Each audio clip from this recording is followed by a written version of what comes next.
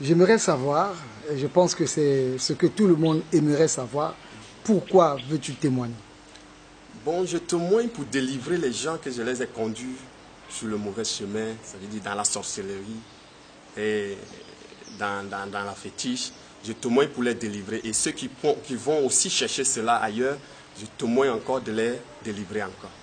Ok, donc le but de ton témoignage ce soir serait de faire sortir ce que toi-même personnellement tu les as menés dans les fétiches et dans la sorcellerie, et aussi pour que ceux qui vont vers ces choses-là, qui puissent se détourner ces choses-là et qui viennent à Jésus, n'est-ce pas? Oui.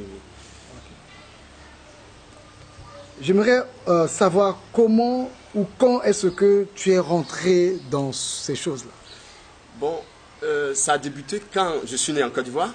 Bon, à l'âge de bas âge, nous sommes venus en Guinée forestière avec la famille, toute la famille. Bon, arrivé en Guinée forestière, mon père nous a laissé partir au voyage. Donc on était avec, toute la famille était avec ma mère.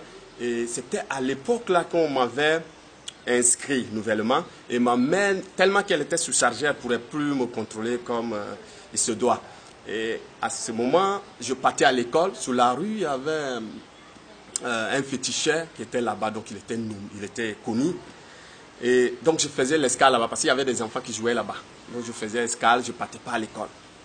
Et comme ça, jusqu'à 2-3 fois comme ça, le gars a connu que donc j'étais intéressé par les choses comme ça. Donc il m'envoyait, donc j'étais proche à lui. Jusqu'à ma mère a su et elle m'a pris pour m'emmener au village. Arrivé au village, je suis resté au village. Donc comme j'aimais tellement l'action, donc je faisais attention. Donc il y avait des villages que les féticheurs partaient pour faire des travaux. Et moi, je partais jusqu'à ce village, je marchais, je partais. Donc je faisais comme ça au fur et à mesure. Donc je n'ai pas appris par une seule personne, donc j'ai appris par plusieurs personnes. Donc au fur et à mesure, il y a un qui a su que moi, je les suivais. Et c'est comme ça, il m'a approché de lui. Et quand il m'a approché de lui, donc j'étais avec lui, bon, il m'a mis dans une mission, la mission a été bien passée, c'est là il m'a apprécié. Et ces apprentis étaient tellement nombreux. Les apprentis, il y a un qui m'a envoyé pour travailler, parce que nous on faisait nos bricoles, petits bricoles. Donc quand il m'a envoyé, donc souvent quand je travaillais, ça marchait comme il le faut. Et c'est comme ça, mon nom a commencé à sortir, qu'on appelait vis-à-vis. On m'a déplacé au Sierra Leone, à Waterloo. Mon premier déplacement, c'était ça. Et voilà, comme ça, je suis venu dans les choses comme ça. Donc tu es venu dans les fétiches et dans la sorcellerie par toi-même. Oui. Tu étais impressionné. Impressionné. C'est ça, hein? Oui, c'est ça. Que tu aimais faire ça, ça t'intéressait. C'est pas quelqu'un qui a pris ton nom ou c'est pas un parent qui t'a mené là-bas? Non. C'est tellement que bon, j'aimais parce qu'ils étaient là, tout le monde les respectait. Tu voyais quand il était chez lui, donc tu vois les gens viennent lui donner les choses. Donc tu vois ces manières de choses comme ça, c'est ce qui m'attirait un peu, et tu vois. Ouais. Donc ce qui t'attirait chez ces féticheurs-là, c'est le respect qu'ils avaient. Et bon, quand il dit à quelqu'un, je veux ça, la personne vient et tout le monde a peur d'eux, tu vois. Donc, tu sais, dans les entourages, les gens ont peur d'eux. Ils disent que, voilà, c'est un grand féticheur. Donc, tout le monde avait peur d'eux, quoi. Donc, avec ça seulement, donc ça, j'aimerais me trouver à la place comme ça. De ces gens-là.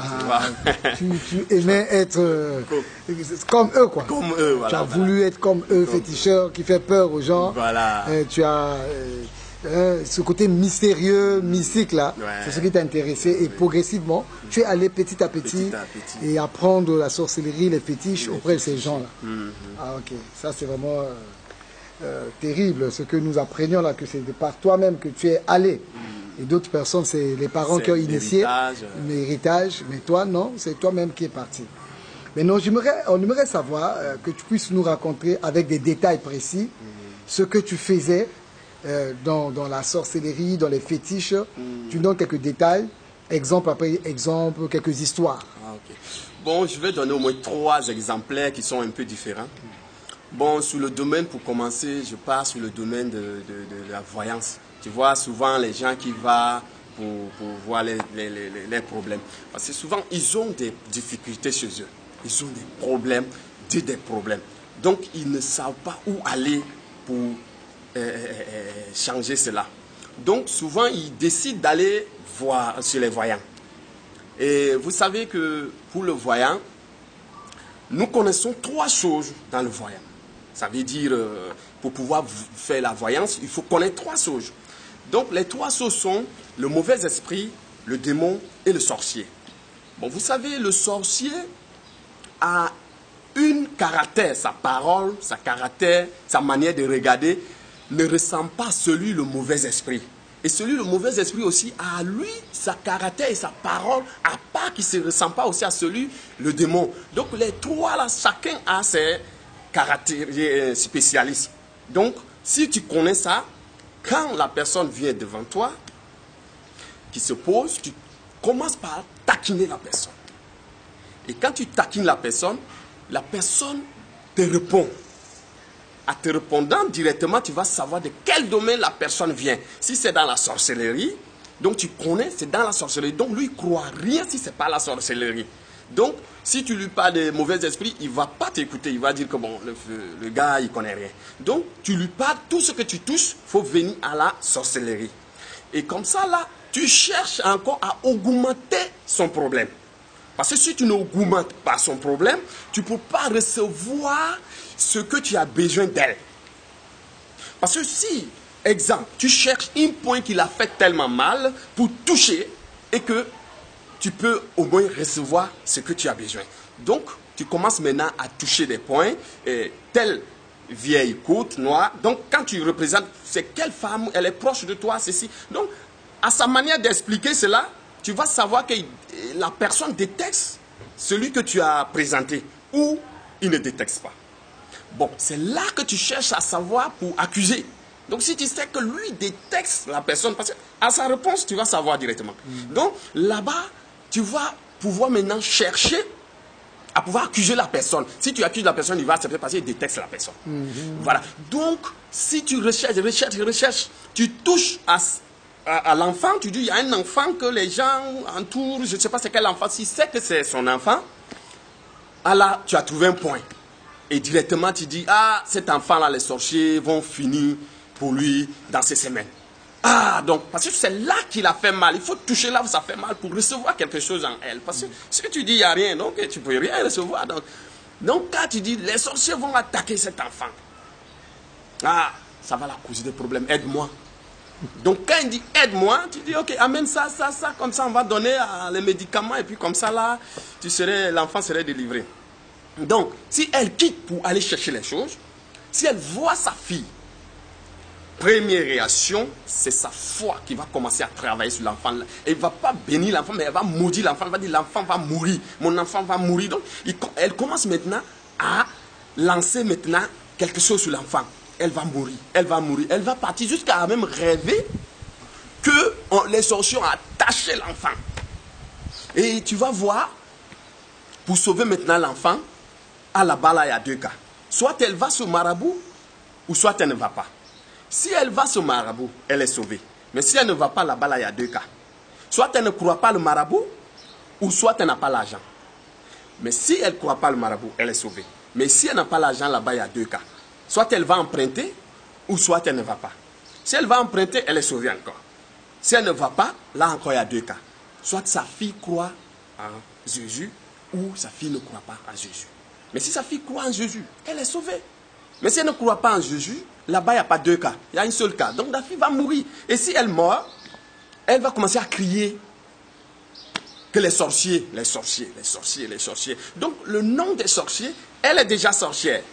Déjà. Mais elle est sorcellerie, dans la sorcellerie. Ignorance, je veux dire. Donc, vous savez, il y a plusieurs qualités de la sorcellerie. Voilà la première qualité. Il y a d'autres qui vont spécialement pour prendre des médicaments spéciaux pour devenir sorciers. Et il y a des qualités là et des qualités là encore. Donc ceux qui vont pour régler leurs problèmes, c'est les féticheurs, c'est pour augmenter. Parce qu'il faut qu'on les touche. Donc vous voyez ce domaine-là, on ne peut pas aller parce qu'il y a plusieurs chemins de ce domaine-là.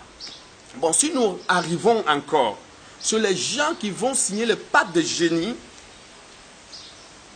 je vous dis, avant que la personne quitte pour aller d'abord signer le pacte avec génie, il a d'abord la croyance en génie. Ça veut dire le génie habite en lui. Et le moment maintenant, le génie cherche le pouvoir en lui. Et il cherche maintenant à le conduire. Donc il y a quelqu'un qui est au moins Congo ou partout là. Donc il va essayer d'aller chercher ce pouvoir. Et arriver vers nous, la première réaction, tu l'as fait peur. Tu dis, ah, tout, est-ce que tu peux supporter tout ce que je vais te dire? Tu dis, ah, c'est difficile. Il va te dire que je peux. Parce qu'il s'est déplacé spécialement pour venir. Il va te dire, je peux. Tu dis, tu peux. Tu dis, tu peux. Tu peux. Il te dit, tu peux. Tu dis, ok, il n'y a pas de problème. Donc, va amener ça. Et tu vas déterrer un cadavre. Tu enlèves les parties, ça. De telle partie. Et puis, tu prends le pelleter, tu mets dedans et puis tu m'amènes. Bon, cela signifie quoi pour aller déterrer un cadavre, enlever ses parties? Ça signifie quoi? Ça signifie pour agrandir sa foi. Parce que quand tu veux un pouvoir de la chose que tu crois, il faut que tu donnes quelque chose de plus cher à la chose pour pouvoir avoir la foi à la chose. Donc, vous savez que ce n'est pas un simple croyant facile là qui peut t'amener à déterrer quelqu'un. Donc, quand tu lui conduis d'aller déterrer un cadavre, enlever les parties, ça, il va combattre ça. Et il va combattre, au fur et à mesure, il combat, sa foi grimpe à la chose. Au fur et à mesure, le moment qu'il va aller déterrer, ça trouve que maintenant sa foi est un peu en norme. Parce que c'est que la foi qui peut te faire déterrer ça. Et quand il vient, qu'est-ce que tu vas lui dire? Tu regardes, tu vois que sa foi, le niveau de la foi peut apparaître le génie devant lui ou non pas. Donc quand tu sais que ça ne peut pas apparaître le génie devant lui, tu dis le génie demande ta fille. Et ça, c'est encore deuxième étape d'agrandir la foi. Parce que c'est pour donner ce qui est plus cher de toi. Nous le poussons pour pouvoir donner les choses les plus chères de eux à génie pour avoir la puissance de génie. Parce que c'est la foi qui peut faire que tu prends. Si tu as un doute, tu ne peux pas donner ta fille. Le doute ne peut pas te faire donner ta fille quelque part à un génie ou quoi qu'il soit. Mais c'est la foi que peut te faire donner. Donc il va combattre avec cela. Donc tu vas lui dire, donc ta fille, tu amènes telle les photos et les habits que tu portes, ceci, comment, et tu l'amènes ça. Donc il va prendre certains habits anciens qu'elle a portés, les photos, et puis tu amènes.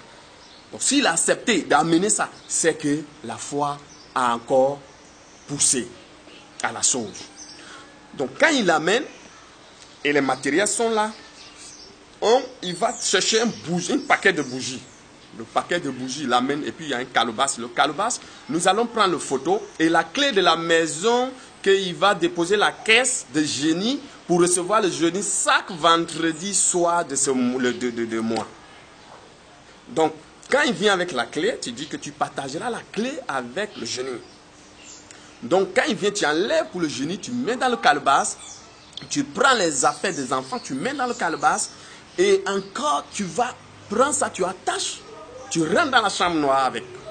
Et arrivé, tu vas allumer un bougie. Et quand tu allumes un bougie, tu allumes au moins dans 1 heure de quart. Ça veut dire, si tu es arrivé à midi, jusqu'à 1 heure, tu sais où ça se limite, tu mesures tout. Les bougies là, et tu creuses, tu coupes les veines de chaque bougie à le niveau que le bougie s'est étendu. Donc quand tu finis, tu fermes tout et tu charges encore le paquet. Et quand tu charges le paquet, tu le déposes dans la caisse. Tu prépares tous les matériels nécessaires qui est bizarre, qui peut lui faire. Bon, il y a des médicaments qui va se laver avant de recevoir le génie chez lui. Il y a beaucoup de choses que tu vas préparer, tu mets dans la caisse. Donc quand il ne serait pas là, les matériels des enfants que tu avais mis dans le calebasse, tu as attaché, tu enlèves, tu prends les parties de cadavre qu'il t'a amené et tu piles, le mouton, tu égorges, tu mets le sang et tu mets dans le calebasse. Avec les habits de l'enfant, là, tu coupes, tu mets dans le calebasse. Tu pèses maintenant les photos de l'enfant avec quelque chose qui est chaud. Et tu déposes sous ce calebasse, tu attaches comme tu avais attaché. Tu redéposes encore dans la caisse. Avec tous les grimaces. Et maintenant, tu viens, tu lui dis, bon, tu vas aller. Le travail est fini. Tu prends cette caisse. Arrivé, tu allumes 3 bougies. Et 3 ou 4, ça dépend de comment tu vas travailler. 4 par 4 angles de la chambre. Et les 4 angles de la chambre, quand tu allumes, tu prends le calebasse, tu déposes devant toi, tu mets le pellicule et tu t'assois sur ça. Et tu cites ça, tu te laves avec les médicaments comme ci, comme ça. Et puis tu te poses et tu attends le génie. Le génie va, parce que tu lui dis d'allumer le bougie à 23 h. À 0 h, le génie va rentrer. Mais quand le génie rentre, il va éteindre toutes les bougies. Et il allume sa lumière et il parlera avec toi. Mais pourquoi les bougies? Les bougies, c'est pour mettre sa foi en position. Donc, vous savez que les bougies ne vont pas s'éteindre dans le même moment. Non, ils vont s'éteindre par étape. Donc, ils ne vont pas s'éteindre une coup. Et comme ça, vous allez voir qu'il vient, il se positionne, il allume les bougies et il est là. Et tu mets le calebasse, tu dis que bon, le génie va venir, on avait mis la clé. Et toi, tu vas retirer la clé depuis là-bas. Donc, tu vas dire qu'il avait mis la clé, la photo et tout ça là-dedans. Donc, le génie va porter. Et comme ça, vous allez échanger ce qu'il t'a demandé. Maintenant, quand lui vient chez lui, à 23 h, il est dans sa chambre fermée. Il s'assoit, il fait tout ce que tu lui as recommandé. Il finit, il attend le génie. Vous savez, le moment qu'il attend le génie, à 0 h, quand 0 h s'approche, vous allez voir, l'un des bougies va s'éteindre. Pam! Ça, c'est la première présence de la foi qui commence maintenant. Parce que là, il a l'assurance que, hop, je reçois l'action en train de venir. Le génie s'approche. Donc là, il classe, parce que le peur va commencer à rentrer et la foi va commencer à grimper. Il attend. Deuxième. Au fur et à mesure, le deuxième s'éteint encore. Il dit, aïe, aïe, aïe. Donc c'est déjà là qu'il vient. Donc, troisième, non, là, il sera dans un niveau de peur élevé. Et ça, c'est la foi maintenant qui présente, qui attend. Et là, directement, tu vas voir le dernier, si ça fait pam, il va décrire directement l'image. Ça veut dire dans sa tête, directement. Et la première chose, c'est la lumière. La lumière va se fuir. Le génie, et il va voir le génie par sa foi. Ça veut dire qu'il va décrire, il fait sortir, pam, devant lui. Ça, c'est l'imagination directement. Donc son imagination éclaircie, il fait apparaître le génie, il parle avec le génie. Et le génie va lui répondre de ce qu'il veut attendre. Et après, quand le génie est parti, il va prendre le calebasse, il trouvera que, quand on mettait les trucs là, c'était pas pilé comme ça, avec le sang comme ça. Donc, directement, il reçoit quelque chose que lui, il a touché quelque chose. Et il va aller enterrer ça. Donc, vous savez déjà que là, la personne, s'il veut maintenant, exemple, il veut maintenant expliquer, il va expliquer la réalité, que j'ai reçu le génie face à face. Donc j'ai vu, j'ai parlé avec lui, personne ne peut enlever. Il va te dire que ouais, moi j'ai reçu. Mais la réalité, il ne connaît pas. Bon, nous revenons encore, les gens qui croient à les démons dans l'eau, dans les montagnes, qu'on sort. On nous appelle souvent d'aller chercher les démons dans l'eau, dans les montagnes, partout, quoi. Donc un jour, j'étais à Libéria et j'ai vu des gens qui venaient dans un village pour venir me dire que, vraiment, notre village, il y a un problème, nous voulons que tu viennes et puis tu vas chercher le démon là-bas. J'ai dit, le démon, il dit que oui. Il dit, comment ça se passe? Il m'a expliqué, il dit que, bon, chaque année, le démon prend quelqu'un. Bon, mais cette année, ça a débordé. Il y a ici enfants qui ont parti. J'ai dit, ouais. Il dit, oui. J'ai dit, Donc, et là, je les ai dit d'aller dire à les chefs de village d'emporter ça. S'ils sont d'accord, il n'y a pas de problème, je peux venir. Ils sont partis. Après leur retour, ils sont venus. Ils m'ont dit, il n'y a pas de problème. J'ai dit, il n'y a pas de problème, donc je viens. Et vous savez que moi, je savais d'officement que le démon habitait dans les villageois, planqué dans l'eau. Et donc, ça veut dire quoi? Donc, le démon n'habitait pas dans l'eau, habitait en eux et planqué dans l'eau. Donc, c'est ça qui tuait les gens. Et moi, je commence maintenant, comment je vais enlever ces démons dans leur cœur. Donc, je cherche un chat, un gros chat. Je donne les tabacs que les femmes prennent. Je prends ça et je mets dans le manger, je donne à le chat. Si le chat mange, il va se paralyser. Et quand il se paralyse, tu prends les peaux de poissons qui ont sec, les gros poissons là. Tu prends, tu mets les pieds de chat là à l'intérieur. Et tu masques bien. Tu fais des grimaces, les choses bizarres sous le chat. Et bien masqué. Maintenant, on a une façon de se former tam-tam. Là, il y a un trou. Là, en bas aussi, il y a un trou. Mais les trous ne se rejoignent pas. Donc, tu mets là le chat. C'est un grand tam-tam quand même. Bon, donc, comme un tam-tam, c'est quand même grand. Donc, on le met et on attache.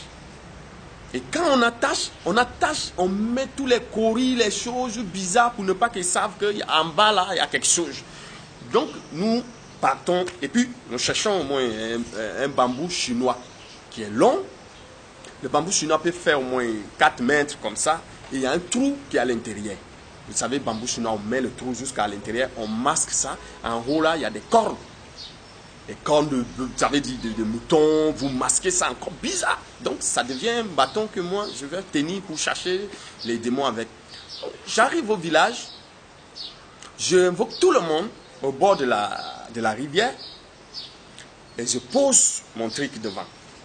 Donc quand je pose, je leur dis, venez chacun une cuillerée d'huile rouge et vous le mettez dans le tam-tam. Chacun passe, il met. Cela signifie quoi encore? Cela veut dire que chacun vient regarder dans le tam-tam. Comme le tam-tam est grand, il ne faut pas qu'il reste loin là-bas. Il regarde, il dit, ah, tam-tam là, peut-être il y a quelque chose dedans. Tu ne peux pas prendre aussi tam-tam, tu dis, hey, regardez dedans. Donc quand tu fais ça, ça va les amener doute. Et ce doute-là va faire que tu ne peux pas réussir à enlever la chose dans leur cœur. Et là, quand il vient mettre, lui, il passe par un chacun, il finit de mettre. Maintenant, tu as des apprentis qui sont arrêtés. Tu prends ton bâton long et tu commences maintenant à appeler, à jeter les médicaments, à appeler maintenant les choses qui soient... Ils sont arrêtés loin, ils te regardent. Et tu commences à marcher. Tu plantes, tu commences à rentrer dans l'eau. Tu rentres dans l'eau. Au fur et à mesure, tu pars, l'eau t'en couvre, tu plonges en bas et tu commences à respirer en bas de bambou là. Donc tu respires. Donc tu vas respirer, au moins tu fais bouger le bambou, tu fais au moins plusieurs moments en bas de l'eau. Bon, qu'est-ce qui signifie ça? C'est toujours qu'ils savent que tu es puissant, qu'ils savent que le gars là va réussir à enlever ces démons. Donc quand leur foi est en train de réagir comme ça, là tu es en train d'arriver. Donc tu fais au moins 30 minutes, quelque temps là-bas. Le moment tu cries, les apprentis vont envoyer le tam-tam dans l'eau. Vous, avec les médicaments, ils jettent, ils disent qu'il est là, on l'a attrapé.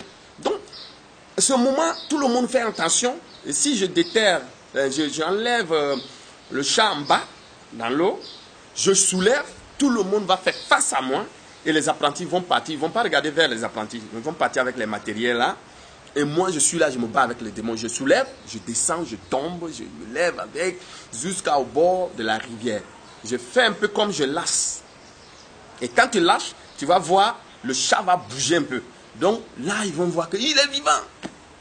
Et tu prends ton couteau, tu perces pour que le sang sorte. Ils voient que vraiment, le gars est en train de tuer vraiment les trucs. Donc tu tues le chat. Quand tu finis, ils ne vont pas s'approcher. Parce qu'ils sont un peu loin, ils voient et tu brûles sur le sang. Tu vas brûler sur le sang. Et quand tu finis de brûler, tu vois qu'ils sont un peu libres. Le démon n'existe plus dans l'eau, mais le démon va chercher où aller habiter. Donc c'est comme ça qu'on enlève le démon dans l'eau ou dans les montagnes ou partout qu'il soit. Donc ça, je présente les 3 choses comme ça. Ok, vraiment, merci beaucoup. J'aimerais savoir, est-ce que tu étais content de faire cela? Oui, j'étais content de faire cela. J'étais très content de faire parce que vous savez que si tu as ce pouvoir de venir dire à les gens Et tout le monde déshabillez-vous, ou bien toi mange ça, ils mangent. Tout ce que tu les proposes, ils le font. Donc ce pouvoir-là, quand tu as ça, tu es content quand même. J'étais content, très content quand même de faire cela. Donc tu étais content de fois de faire déshabiller les femmes. Les femmes, déshabille-toi, tu te laves avec médicaments. Des fois, c'est toi-même qui les laves avec médicaments. Ils sont déshabillés toutes nues. Donc, tu vois, avec tout ça là, vous voyez. Tu étais content de faire ça. Ouais. Et puis, quelque part, tu savais quand même que vraiment, que tu les avais, quoi. Oui. Parce que, tu sais, quand tu dis à quelqu'un de se déshabiller, surtout une grande personnale qui est bien respectée, qui vient devant toi, et puis tu lui dis déshabille-toi, il se déshabille. Donc, ça veut dire que tu as une puissance quand même. Déshabille, un seul mot, et puis voilà, ça se fait, quoi. Donc, tu... Oh Seigneur, que Dieu aide vraiment. Amen. Et j'aimerais savoir, est-ce que tu pouvais de toi-même renoncer à cela sans problème? Non, de moi-même, je ne pourrais pas renoncer à cela sans problème. Parce que j'étais quand même bien dedans, je me sentais libre, mais par la grâce du Saint-Esprit, par la grâce de l'Éternel, par la grâce de la vie. Parce que je ne pourrais pas renoncer à cela sans la présence de Jésus dans ma vie. Donc c'est la grâce du Saint-Esprit, de l'Éternel Père qui a permis que tu puisses renoncer à cela. Je me dis, quel avantage tu tirais de tout cela? Parce que je gagnais d'argent. Donc l'avantage qui était là, c'était l'argent que je gagnais et tout ce que j'avais besoin. Des fois, nous-mêmes, on demandait les habits, on demandait tout ce qu'on avait besoin, même sucre, tout ce que tu vois que ça manque chez toi, tu demandes. Donc, il va apporter. Oui, on t'apporte.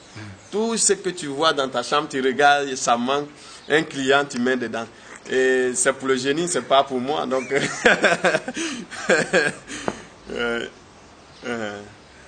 Seigneur, vraiment, que Dieu délivre tous ceux qui sont attachés aux fétiches, à toutes ces choses-là. Au travers de ce témoignage, je crois que le Seigneur va délivrer beaucoup de personnes. Au nom de Jésus. Quel regret as-tu eu en pratiquant tout cela? Bon, le regret que j'ai eu, c'était quand je suis parti dans un village.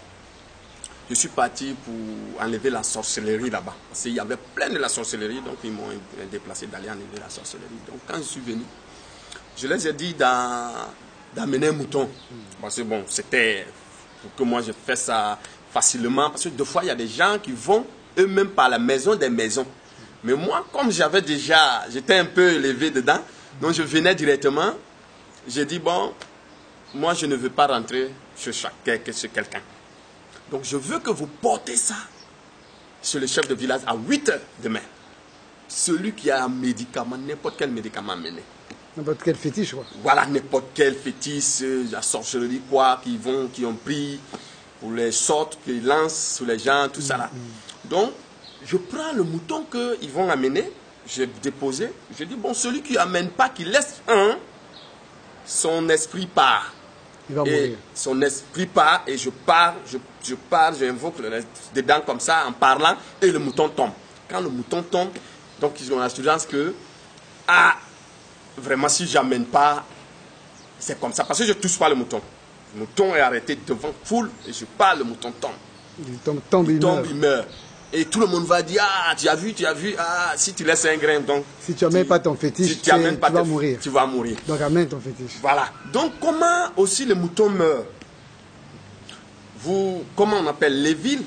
Nous prenons les villes, il y a des cuillerées, nous avons des cuillerées que nous connaissons, ça fait minutes ou 2 heures qu'on donne et on le fait boire encore d'eau. Donc quand tu donnes pour 1 heure, tu donnes et tu lui donnes à boire. Donc il vient, tu sais, à 1 heure, il va mourir, le mouton.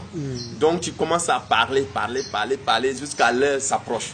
Quand l'heure s'approche, ça s'alimite et tu parles tes mots, les grimaces, pam, le mouton tombe. Et lui, sa mort, il meurt, on ne voit pas le cœur à l'intérieur. Donc souvent, ça disparaît, le cœur comme ça. Donc, ça détruit le cœur à l'intérieur du mouton, quoi. Donc, quand c'est comme ça, nous tuons. Et quand j'ai fait ça, le lendemain, ils ont amené tous les fétiches. Et vous savez qu'au village, quand nous rentrons directement, nous avons des résultats directement qui viennent. Il y avait eu des dégâts ici, c'était comme ça, un petit enfant, oh, c'était ceci. Donc, vous avez des nouvelles. Et vous commencez à chercher à accuser le plus détecté au village. Donc, j'avais accusé au moins 3 personnes.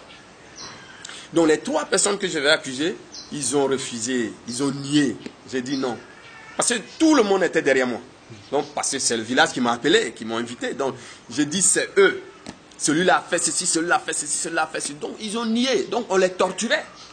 Le village les torturait pour qu'ils acceptent. On les torture, on les torture. Maintenant, il y a eu 2 qui ont dit, mais quelle foutaise, moi je vais accepter, et puis je quitte dans ce conneries. Les 2 là ont accepté. L'autre a dit non, c'est pas moi, c'est pas moi. Et voilà, j'ai signé, on s'est juré sur un lot que j'ai préparé, on s'est juré sur ça, on a bu.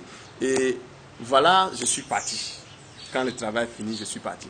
Quand je suis parti, ses familles lui ont abandonné. Tout le monde lui a rejeté. Il ne peut même pas s'approcher à quelqu'un, selon ce qu'on me disait. Donc j'avais un travail que j'ai laissé derrière moi dans le village là. Quand je suis retourné pour faire ce travail, on m'a expliqué toute l'histoire là, que voilà le gars, il est tellement comme ça, il est abandonné, il a maigri. Je lui ai vu, il avait maigri. Donc quand je suis quitté, ça n'a même pas fait 2 jours, j'ai attendu qu'il s'est suicidé. Et ça c'était un très grand regret que j'ai eu, vraiment, dans ça. Un très grand regret, vraiment. Donc accuser quelqu'un comme ça, et puis rejeté par sa famille, et il n'a pas supporté le regret, le rejet de la famille, et il allait finalement se suicider, tout en sachant que tu savais quand même, tu savais très bien que c'est pas vrai. C'est pas lui. Parce que c'est nous qui les donnons le fétiche quand même, qu'on les donne, il y a les causes. Il y a les causes pour le travail, des fois d'autres prennent pour se protéger, donc tu vois, il y a plusieurs. Mais pour les gens là, ils n'avaient pas, c'était pas eux. Ce n'est pas eux. Donc tu cherches à avoir ça veut dire pouvoir de ta présence, quoi. Ça veut dire tu peux pas venir seulement simple, il faut que la chose soit, tu l'agrandis, quoi. Ça grave. Ça grave les choses, quoi. Donc, et les gens détestés par le village, les gens déjà soupçonnés d'être sorciers, disent c'est vraiment eux. C'est vraiment là. Même si c'est pas eux. Même c'est pas eux. Tu vas accuser ces gens-là. Tu accuses. Et les gens que quelqu'un détestait déjà, il avait déjà dit que bon, je pense que mon problème c'est mon oncle. Tu vas dire c'est ton oncle. Mon oncle. Et tu vas appuyer là où ça fait mal. Il va dire tu es un bon sorcier. Tu es un bon féticheur. Et parfois c'est même pas, et souvent c'est même pas le cas. J'aimerais savoir quel est l'événement qui t'a conduit à recevoir Jésus-Christ dans ta vie. Bon, l'événement qui m'a conduit à recevoir Jésus dans ma vie, c'est que j'étais là au Sénégal. Bon, je me suis mis dans un problème de falsification. Je me suis retrouvé en prison de Thiès. Et dans la prison de Thiès, j'ai fait 4 mois dans prévention. Et là, il y a eu Rita qui avait une association, comment on dit, la fraternité de la prison qui venait en 2013 dans la prison. Et quand ils sont venus, donc, on était là, on n'avait nulle part à aller. Donc on dit chrétiens. Les chrétiens écrivaient, donc on s'est inscrit pour sortir chaque mardi. Et voilà comment je me suis inscrit pour sortir au dehors, pour prendre un peu air. Et là, je suis venu. Le premier parole, c'était un témoignage qui m'a délivré. Ça veut dire qu'il m'a touché. Le témoignage que j'ai fait, ça m'a beaucoup touché. Et quand je suis rentré à l'intérieur, j'ai commencé maintenant à réfléchir sur ça. Dans la Bible. Et dans un coup, je suis tombé malade. Une maladie qui était très, très, très grave. Jusqu'à même arriver à écrire même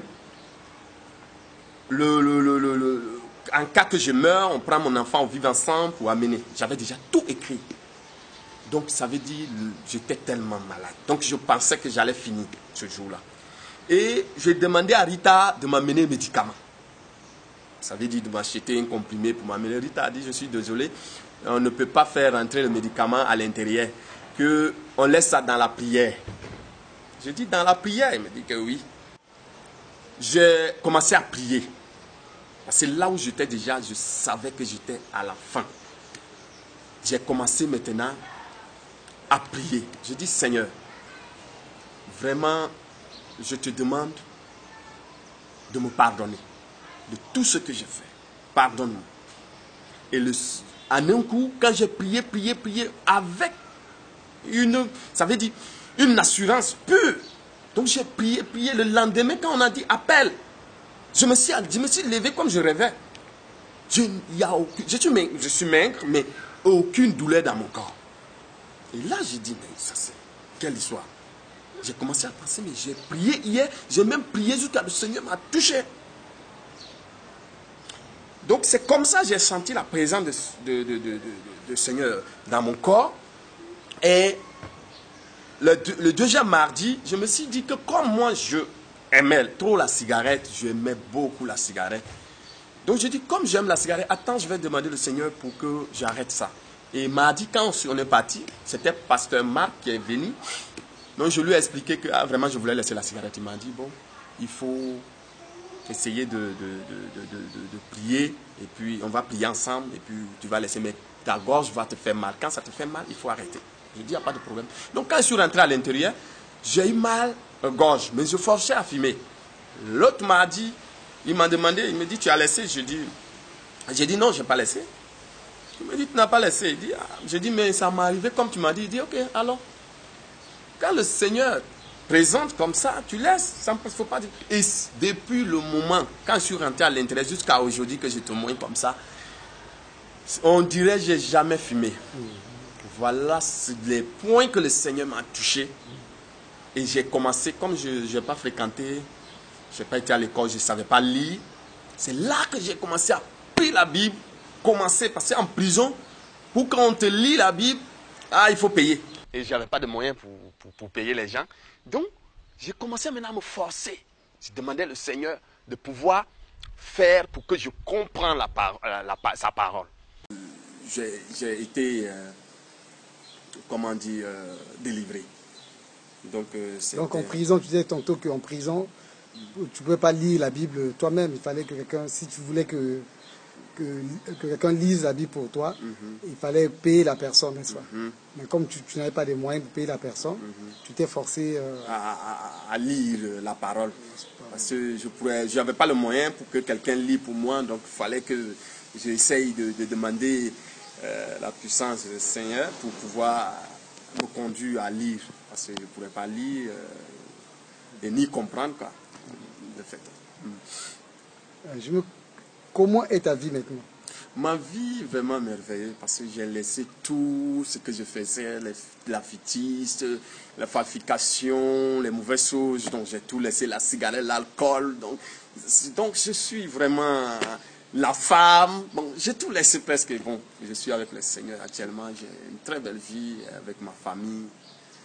Tu as tout abandonné? Tout abandonné. Donc là où je suis, bon, vraiment... Quel verset biblique ou quelle histoire biblique tu aimais quand tu étais en prison, quand tu lisais la Bible? Bon, le verset qui m'a touché dans la Bible, il y a deux versets qui m'ont touché quand je lisais la parole. C'est Genèse 1 à partir de 26 à 31. Donc, tu sais, le Seigneur a dit créer l'homme à nos images, selon sa ressemblance. Et il dit dominer sur toute ma créature. Donc là, ça m'a beaucoup touché. Parce que quand a été parlé, j'ai su que nous sommes l'image de Dieu. Ça veut dire nous représentons Dieu sur terre. Donc quand j'ai réfléchi à ça, je dis que c'est le seul Seigneur qui a la gloire. Donc il ne partage pas sa gloire avec personne. Donc moi, je suis en train de chercher une puissance hors de lui. Donc, je lui représente sur terre. Je dois faire, comme j'avais pensé un peu, comme on dit, exemple, un président qui envoie son représentant, ça veut dire quelqu'un à un autre pays, la personne va le représenter là-bas. Donc, vous savez que si la personne va, il a ses propres intelligences, ses propres caractères, mais il ne va même pas utiliser l'un de ses connaissance.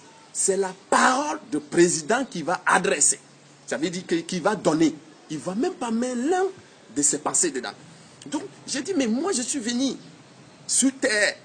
Je représente mon Dieu. Et puis, je veux maintenant prendre ma propre intelligence au lieu de lui utiliser sa parole qui a été donnée. Donc, ça m'a encore beaucoup touché. Un deuxième verset. Le deuxième, c'est dans Matthieu 14, à partir de 25 à partir de 25 qui descend, je ne sais pas, Jésus, à partir de 25 quoi. Donc de 14, Matthieu 14, 25, à partir de 25. Donc Jésus marchait sous l'eau pour aller vers ses disciples. Et là où ça m'a beaucoup touché, quand Jésus venait, les disciples ont eu peur. Et il les a dit, n'ayez pas peur, c'est moi. Et là-bas, Pierre a dit, si vraiment c'est toi, Seigneur, permets-moi de venir. Moi, là-bas, ça m'a beaucoup touché que, actuellement, nous voulons attendre qu'on a des problèmes. On dit, ah, Seigneur, viens, Seigneur, il faut qu'il m'aide. C'est toi qui dois choisir. Ça veut dire, si tu regardes, Pierre n'était pas seul. Mais Pierre a dit, Seigneur, permette-moi de venir vers toi. Et là, Jésus lui a dit, viens Pierre, marche et viens vers moi. Et quand Pierre partait vers la vie, il a eu peur de vent qui soufflait et il a commencé à s'enfoncer. La mort a commencé à lui appeler. Et là, Pierre a commencé à crier à la vie. Parce que nous savons que si on a un cas, peu de cas, c'est là qu'on appelle quelqu'un. Mais quand on crie, ça veut dire que c'est un cas qui est déjà grave. Donc, si tu regardes, c'est comme le moment que Pierre partait, il n'a pas attendu que le Seigneur, c'est lui-même qui a choisi la vie. Il a dit la vie. Et la vie lui a tenu dans sa main. À sa main. Donc, et qu'est-ce que la vie lui a dit? Un homme peu de foi. Et ça m'a beaucoup touché. Un homme peu de foi. Donc, pourquoi y douter? Donc, ça veut dire qu'aujourd'hui, nous attachons nos foi. Donc, selon la manière que j'ai compris, nous attachons nos foi c'est-à-dire sous les choses de ce monde. Ça veut dire que si nous attachons nos foi sur l'argent, c'est l'argent qui va nous dominer. C'est l'argent qui nous contrôle. Ce n'est plus l'Éternel qui nous contrôle. Donc, au lieu d'attacher nos foi à la vie, et si nous recevons la vie, là, on peut dominer tout ce qui est mort. Tout ce qui est dans ce monde est mort. Donc, c'est la vie qui domine. Donc, moi, quand j'ai compris, je dis que, mais, il nous a dit de dominer sur toutes ces créatures. Donc, nous avons eu la puissance en lui, et que, pour dominer. Donc, si on laisse maintenant les matériels de ce monde nous dominer, il va nous amener à la mort, parce que les choses de ce monde sont déjà mortes. Donc, tout cela nous amène à la mort. Et j'ai vu que ceux qui déclenchent leur foi pour aller réveiller les cadavres, j'ai dit, Seigneur nous a dit, réveiller les morts spirituels. Tous ceux qui sont morts spirituels, d'aller réveiller. Et il faut que d'abord, toi, tu as déjà la vie en toi. Tu recevras la vie pour aller réveiller ceux qui sont morts spirituellement. Comme je dis, Rita, quand elle est venue pour moi, j'étais mort avant. C'est quand la fraternité de la prison qui sont venus, qui avaient la foi à la vie, qui sont venus pour réveiller les morts spirituels en prison. Et ils m'ont réveillé. Il y a eu d'autres qui sont morts éternels. Ceux-là, ils n'ont pas prié sur cela. Ils n'ont pas dit que, j'ai oublié pour dire prier, mais ils n'ont pas pu demander Seigneur de les réveiller parce qu'ils sont morts éternels. Donc ceux qui sont morts spirituellement, c'est ceux-là qu'on doit aller les réveiller spirituellement. Je voudrais savoir encore, puisque tu as dit tantôt, tu menais une vie avec les filles, tu as abandonné tout cela. Et j'aimerais savoir, est-ce que tu as un message particulier à donner pour les jeunes hommes qui passent leur temps à courir derrière les femmes blanches, à mener une vie de ce genre-là? Est-ce que tu as un message pour ces gens-là? Bon, j'ai un message pour eux, les jeunes qui courent derrière les femmes blanches souvent, tu vois, à Sali ou ici, partout. C'est eux, bon, vous savez, j'ai encore vécu dans tout cela. Donc, j'avais déjà une femme blanche qui était âgée, donc je vivais avec elle. Mais je les conseille quelque chose de savoir que d'abord que nous suivons quelque chose, c'est pas eux ont su l'argent. Et eux aussi sur la sexe. Donc tu vois que c'est un combat. Un combat que vous êtes en train de faire. Donc chacun veut gagner. Et donc, c'est très dangereux. Moi, j'ai eu ce défaite. Mon enfant a été abandonné au vivre ensemble. À cause de tout ça. Donc, je les conseille vraiment de pouvoir laisser à suivre les vieilles blanches de venir se marier avec, de suivre le Seigneur, de pouvoir laisser la facilité que l'argent les domine. Donc, je les conseille vraiment de laisser toutes les choses qui n'ont aucun avantage parce que tu vas terminer mal. Vous savez, si tu vends ton corps pour recevoir et l'argent, à cause de l'argent, et l'argent, c'est pas quelque chose d'éternel, quoi. Donc, vraiment, je les conseille de pouvoir venir en Christ et laisser tout cela. Amen. Parce que ta fille a été abandonnée quand tu étais en prison. En prison, pendant les 4 ans et quelques, ma fille tu étais en prison, était abandonnée.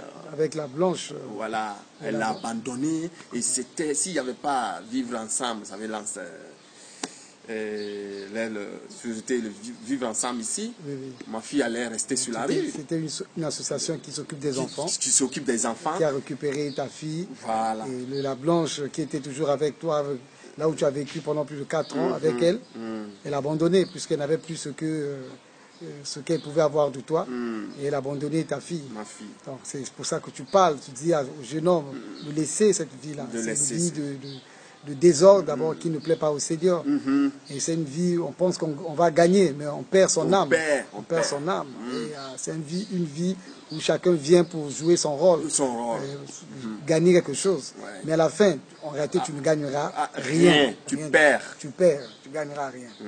Et gloire au Seigneur pour cela. Jésus t'a libéré vraiment de cela. Ouais.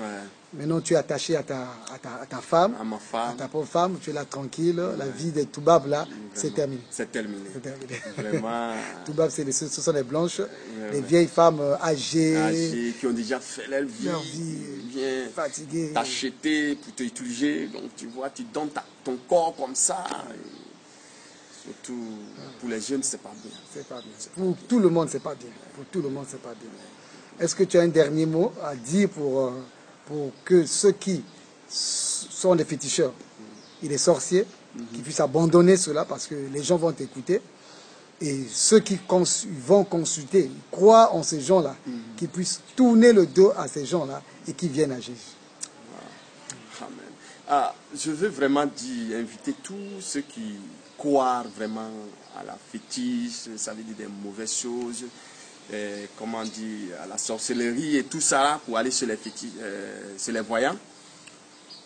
Vous savez que quand nous avons des problèmes, c'est pas vers là. C'est quand tu as des problèmes et que tu vas sur les voyants, tu vas augmenter ton problème. Mais il faut chercher la vie. Ça veut dire là où tu peux guérir tes problèmes. Ça veut dire ça, il ne faut pas chercher à aller augmenter. Mais ils ne savent pas qu'il va augmenter leurs problèmes. Parce que tu peux être d'accord avec ton frère, on te mélange avec ton frère ou ta mère. On te dit que non, c'est ta mère qui a fait ceci, c'est ton frère qui a fait ceci, or que ce n'est pas lui. Donc, quand tu vas et tu prends cela, tu viens, il y a la guerre toujours à la maison. Donc, tu crées la guerre et tu laisses la guerre, tu meurs. Encore les enfants reprennent la guerre parce qu'ils vont dire que ma mère et mon frère, ils n'étaient pas ceci.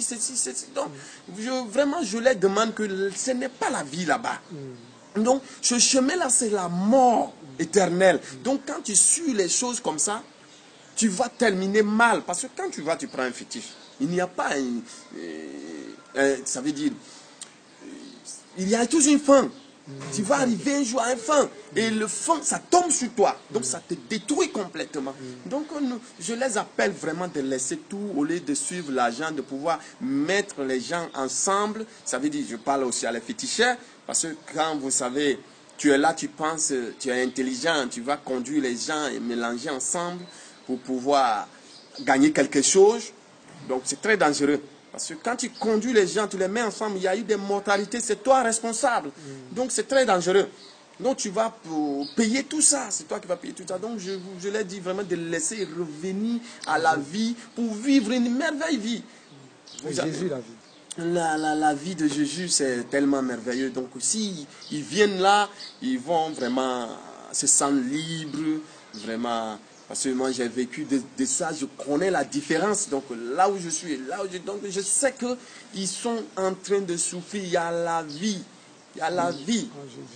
Il y a la vie en Jésus. Donc, quand vous venez à Jésus, il y a la vie. Ceci, tu essaies de conduire, tu vas à la mort. Donc, vraiment, je les conseille de pouvoir venir vraiment à la vie, quoi.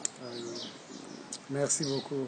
Et nous croyons que le Seigneur va toucher les vies des gens qui vont tourner leur dos des fétiches, des féticheurs. Ils vont vraiment venir à Jésus-Christ. Que Dieu te bénisse richement. Nous croyons que Dieu va t'utiliser davantage pour que les vies soient sauvées, les captifs soient libérés, au nom de Jésus. Amen. Amen. Amen. Voilà, nous venons de suivre ce témoignage puissant du frère Maxime. Et on lui a posé une série de questions. D'abord, ça pour savoir qu'est-ce qui l'a motivé à devenir féticheur guérisseur. A-t-il été initié à devenir féticheur, charlatan, toutes ces choses-là, dans l'occultisme, versé dans l'occultisme, dans la sorcellerie. Il a dit non, il n'a pas été initié par qui que ce soit. Il a été juste impressionné par les gens, les féticheurs qui venaient dans leur village et qui étaient vraiment craints au village. Et il aimait cette manière, ce charisme qu'avaient ces féticheurs, ces charlatans. Et il aimait ça. Et c'est comme ça qu'il a lui-même, il a commencé à côtoyer ces gens-là pour avoir cette puissance. Et vous voyez que l'initiation n'est pas toujours quelqu'un, un parent qui initie quelqu'un, ça peut être un individu qui peut lui-même aller se faire initier parce qu'il aime les choses comme ça. Et je prie, je demande à tous ceux qui aiment la sorcellerie ou aiment la magie, ils aiment la voyance, ils trouvent que c'est bien d'être voyant, c'est bien d'être franc-maçon, c'est bien d'être occultiste. Et que je demande à tout ce monde, au nom du Seigneur Jésus, d'abandonner ces choses-là, de venir à Jésus, Jésus qui donne la vie. Nous l'avions aussi demandé de savoir comment est-ce que, qu'est-ce qu'il faisait en étant sorcier, guérisseur, qu'est-ce qu'il faisait, quelles étaient les pratiques. Il a donné beaucoup d'exemples, certains détails. Et on ne vous a pas tout livré parce que ce n'est pas nécessaire de donner tous les détails. Mais l'une des choses qui nous a frappé, marqué ici, c'est de savoir qu'il aimait humilier les gens. Il aimait humilier les gens parce que quand il recevait notamment les femmes nanties, les femmes surtout belles, de corps, de figure, et c'était l'occasion pour lui en tant que féticheur de les mettre nus. Et pour dire, madame, vous avez tel problème, l'esprit a dit, le génie a dit telle chose, déshabille-toi, enlève tes habits, mets-toi nu et danse, commence à danser. Et c'était par plaisir, par voyeurisme qu'il fait des choses comme ça. Et tout en étant féticheur et sorcier.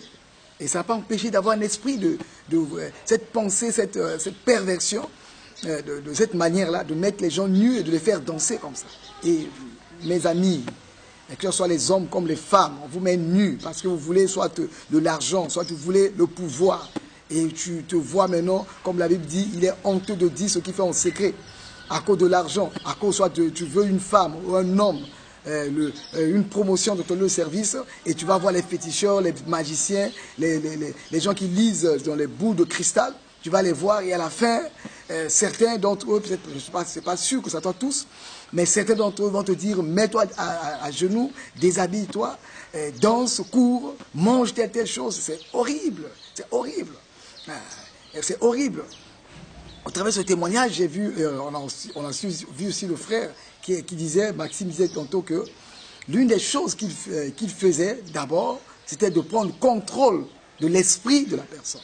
Donc quand les personnes venaient le consulter, la première chose à faire pour lui, c'était de prendre contrôle de l'esprit de la personne.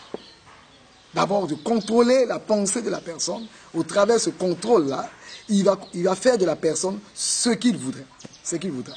Et c'est terrible. Il y a des gens qui vont vendre leur âme aux puissances occultes. Tu vas voir les guérisseurs, tu penses qu'ils ont la solution à tes problèmes, mais ils n'ont pas la solution à tes problèmes. Ils n'ont pas la solution à tes problèmes. Ils n'ont pas la solution à tes problèmes.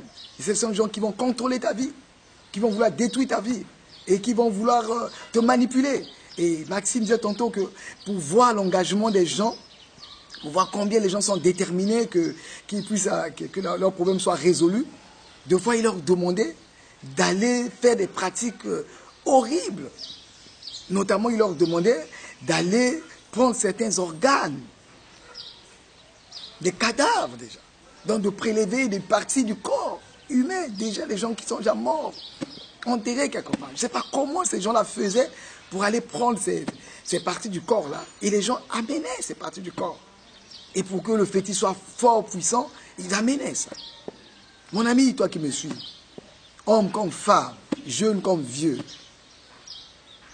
tu vas chercher les parties des corps humains, que ce soit des animaux, des choses horribles, pour que tu sois guéri, pour que tu sois riche, pour que tu puisses avoir la plus belle femme ou le monsieur riche ou la femme riche. Tu vas faire ces choses-là, c'est horrible. Ces gens-là, ces charlatans, ces marabouts, ces féticheurs, ils ne servent pas Dieu. Ils servent leur maître, celui qui les inspire. C'est le diable qui les inspire. Ils servent ces gens-là. Donc je t'appelle, c'est un appel solennel. Cet homme qui a donné sa vie à Jésus, Maxime, qui a dévoilé ces choses-là, c'est une occasion pour toi d'entendre cela. De savoir que tu es sous la coupe de la manipulation de Satan. En allant consulter les féticheurs, les guérisseurs, les marabouts. Viens à Jésus, Jésus te donnera la vie. Et Maxime disait tantôt dans son intervention aussi, ce frère qui était auparavant sorcier, guérisseur, qui s'appelle Maxime, disait tantôt son témoignage que quand les gens venaient le voir, lui, il s'arrangeait à aggraver la situation de la personne. Donc quand tu arrives, tu viens le voir, le féticheur, il aggrave la situation, il rend la chose grave. Et il te fait plus paniquer. De telle sorte que tu puisses venir davantage vers eux. Et tu sois sous son contrôle. Et il fera de toi ce qu'il voudra. Quelqu'un peut aller pour un problème simple. Eux, ils vont aggraver la situation. Ils vont rendre la chose compliquée. Et tout cela, à la fin, ils vont vous demander de l'argent. Vous faites des sacrifices. Apportez tel sacrifice, apportez telle chose. Il a divisé, dans le passé, il avait divisé les familles. La mère contre son fils, il a monté la mère contre son fils. Le fils contre sa mère, accusant que la mère que l'origine de tes problèmes c'est ton fils. Le fils, l'origine de tes problèmes c'est ta mère. Et tout cela pour créer la confusion. Il a divisé les familles. Il a divisé pour régner. On met dans ces familles-là. Ta famille est divisée. Tu penses que les problèmes, la source de tes problèmes, c'est ta tante. Le charlatan t'a dit c'était ta tante. Le magicien t'a dit, le sorcier, celui qui a dit dans la boule de cristal a dit, c'est ton oncle qui a fait ça. Et te voilà, mais non, tu l'aimes plus. Tu le détestes. Et tu ne peux même plus leur dire bonjour. Parce que tu as écouté la voix du diable et ses agents. Viens à Jésus. Viens à Jésus. Jésus te donnera la vie. Abandonne ces choses. Viens à Jésus. Donne ta vie à Jésus. Et Jésus va te libérer. Et l'une des choses aussi que j'ai vues, en écoutant le témoignage de Maxime, et il disait tantôt que quand il faisait ces fétiches-là, il demandait aux gens, parfois il disait, oh non, bon, le génie a dit, l'esprit a dit que apporte un sac de riz, apporte du lait, apporte soit des habits, des choses de ce genre-là, parce que lui, il en avait besoin. Il dit, c'est pas pour moi, c'est pour les génies. Parce que c'est lui qui en avait besoin. Lui, sa femme, ou avec sa famille, ses enfants. Il en avait besoin.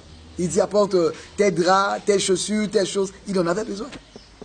Donc toi qui suis les marabouts, toi qui suis les féticheurs, tu suis les magiciens, mais il te demande, apporte soit une paire de chaussures, un tel tissu, le pain, les choses de ce genre. Il en a besoin.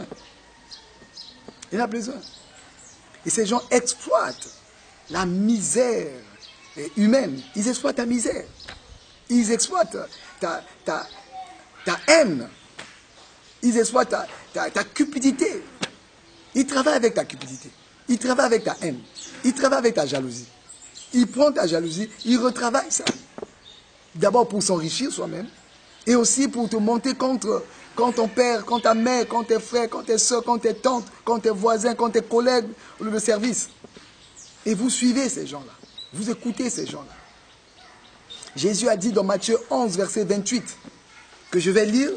Matthieu 11, verset 28, pour ceux qui ne le savent pas, je vais le lire pour que tout le monde puisse voir que je lis dans la Bible. Matthieu 11, verset 28, la Bible dit, c'est le Seigneur Jésus qui parle, il dit, « Venez à moi, vous tous qui êtes fatigués et chargés, et je vous donnerai du repos. » Jésus a dit, le Seigneur Jésus a dit, « Venez à moi, combien de personnes? Vous tous qui êtes fatigués et chargés, et je vous donnerai du repos. » Jésus a dit, « Venez à moi, vous tous qui êtes fatigués et chargés, je vous donnerai du repos. » Jésus dit, viens à lui, il te donnera du repos. Tu es fatigué par la maladie, et ta maladie t'a poussé à aller voir un féticheur, ou un guérisseur, ou un sorcier, tout ce monde occultisme,